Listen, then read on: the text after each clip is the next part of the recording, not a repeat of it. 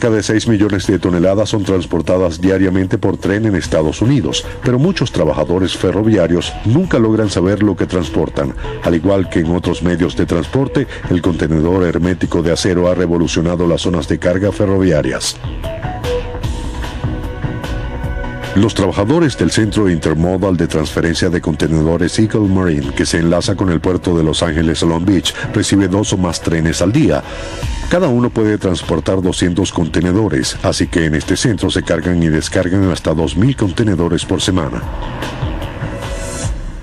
Quizás los contenedores de acero sean algo nuevo, pero las mercancías han sido transportadas en trenes casi desde que el primero de ellos se puso en marcha. Alrededor de 1830 o 1831 se crearon los primeros vagones de carga y se realizaron pruebas con diferentes modelos. Pero los primeros trabajadores ferroviarios se enfrentaron a una dificultad que se había presentado en otros métodos de transporte, un trabajo agotador. Una de las dificultades radicaba en que la superficie sobre la que se colocaban las mercancías se encontraban a gran altura del suelo. Al principio eran básicamente los trabajadores quienes pasaban apuros para bajar del vagón abierto, ya fuesen barriles, cajones y otros objetos. Afortunadamente para los primeros empleados de los depósitos, las dificultades pronto terminarían. Alrededor de 1845, antes de llegar a 1850, en las estaciones de trenes de las grandes ciudades, se produjo la creación de la plataforma, la cual no solo se utilizó para pasajeros, sino también para mercancías. Es una estructura creada para colocar una superficie plana al mismo nivel de la puerta de los vagones de carga o de pasajeros. En lugar de tener que levantar con esfuerzo las mercancías del vagón de carga para colocarlas en el suelo, es más fácil descargarlas en esta plataforma, en cuyo extremo hay una larga rampa que puede colocarse ante un vehículo con ruedas como una carretilla o un vagón. Donde no se disponía de plataformas, los trabajadores utilizaban carretillas para las cajas y baúles que por ser pequeños podían transportarse manualmente. Estas son algunas de las primeras carretillas para equipajes y de las mercancías que se transportaban en ellas. Por lo general se les llevaba a las afueras de la estación, se colocaba la carga de las furgonetas o camiones y se llevaba hasta el vagón. Su altura era similar a la del vagón, a fin de que pudiera trasladarse la carga al mismo fácilmente. Pero con el tiempo los trenes serían utilizados para transportar una carga mucho más pesada. La Guerra de Secesión fue uno de los primeros conflictos de gran magnitud que dependió enormemente de los medios de transporte modernos. La novedosa tecnología de las zonas de carga cambiaría definitivamente los ferrocarriles y la manera de combatir. Durante la Guerra de Secesión fue notable el uso de las grúas para descargar, por ejemplo, la maquinaria pesada destinada a una fábrica de fusiles, de cañones o para alguna actividad relacionada con la guerra. Así pues se produce la instalación de grúas cerca de las estaciones de trenes y en sus almacenes de manera permanente. Poco después de la guerra, el 10 de mayo de 1869, en Promontory Summit, Utah, los dignatarios colocaron el último riel del tren transcontinental, una red ferroviaria en constante expansión a lo largo de todo el país. La rapidez y eficiencia de los trenes generó un efecto notable en la minería. Los dueños de las minas de todo el país comenzaron a explotar numerosos yacimientos de minerales y de carbón considerados inaccesibles hasta entonces.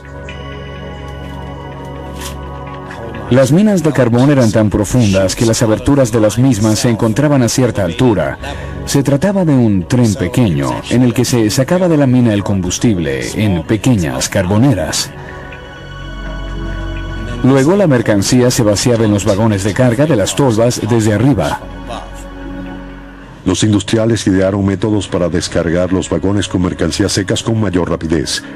En esta filmación de fines del siglo XIX aparecen obreros introduciendo un vagón con carbón en un enorme tambor giratorio, el cual da vueltas al vagón para vaciarlo. Pero finalmente los diseñadores de vagones prefirieron las fuerzas de la física en lugar de la compleja maquinaria.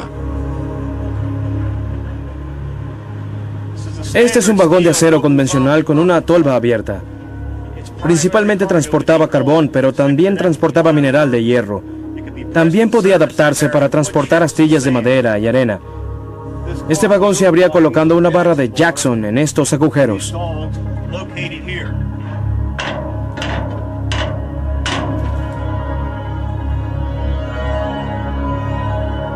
De esta manera, el vagón se colocaba en una rampa, se abría el depósito y gracias a la fuerza de gravedad, la carga del vagón caía en un vehículo de carga o en una gravera, como esta.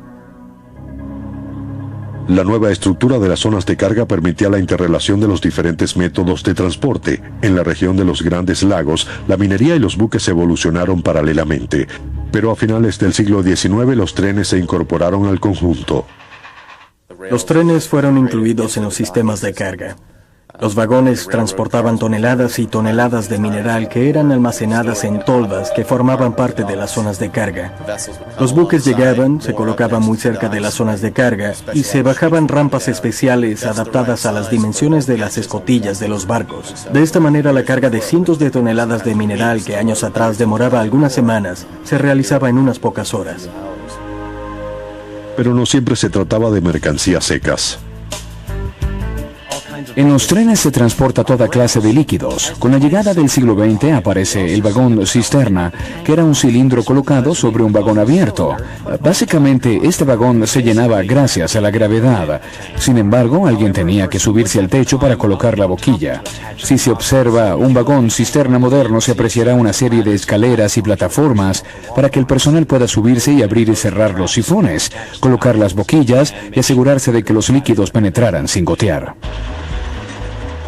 Durante los 50 años siguientes, las zonas de carga ferroviarias movilizaron la maquinaria de guerra estadounidense, abastecieron las industrias prósperas y distribuyeron los frutos de la creciente economía en tiempos de paz. Pero en los años 60, gracias a su mayor versatilidad, los camiones se convirtieron en los principales vehículos para el transporte por tierra. Los trenes fueron relegados. Pero luego en los años 70 y 80 comenzó a desarrollarse un sistema conocido como intermodal, en el que se emplean tanto buques como trenes y camiones.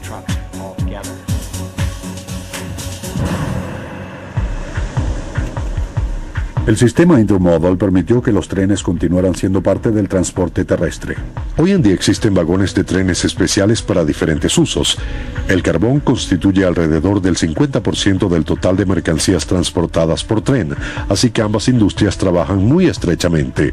Llenados mediante correas transportadoras, estos enormes silos son en realidad depósitos de carbón. Al llegar el tren, toneladas de carbón se arrojan rápidamente en los vagones vacíos. Por las vías se desplazan vagones abiertos, vagones múltiples, transportadores especiales de acero en espiral, de autos y por supuesto vagones con contenedores, cada uno con especificaciones de carga y descarga diferentes. Con aproximadamente 40% de las mercancías transportadas por tren en Estados Unidos, los depósitos ferroviarios continúan siendo las zonas de carga más concurridas.